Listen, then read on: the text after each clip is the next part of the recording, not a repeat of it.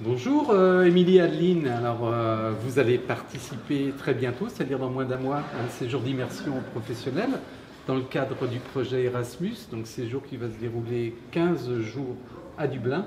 J'aimerais bien avoir votre avis, vos motivations sur cette immersion, qui est un phénomène nouveau pour vous. Par exemple, Émilie, qu'est-ce que vous espérez retenir de ce séjour à l'étranger ?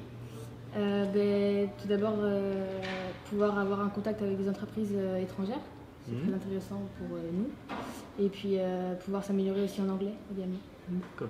Est-ce que vous suivez un dispositif spécifique avant de partir pour permettre justement de vous imprégner de cette immersion ? Oui, on a du coup 3 heures d'anglais par semaine qui nous permettent d'intensifier l'anglais pour pouvoir partir en Irlande.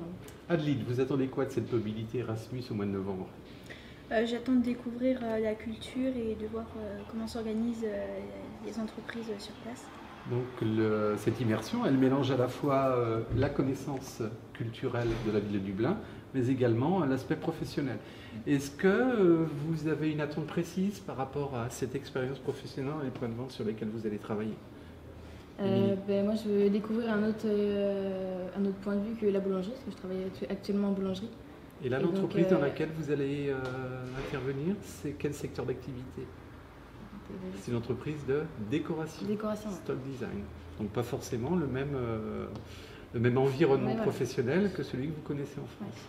Adeline, autrement, vous travaillez où actuellement ? Je travaille en boulangerie également et pour moi aussi ça va être une découverte parce que là je vais être dans une petite surface. Petite surface, c'est-à-dire dans le secteur du domaine alimentaire. Est-ce que vous avez des petites appréhensions ? Est-ce que vous avez des grandes attentes aussi par rapport à cette immersion ?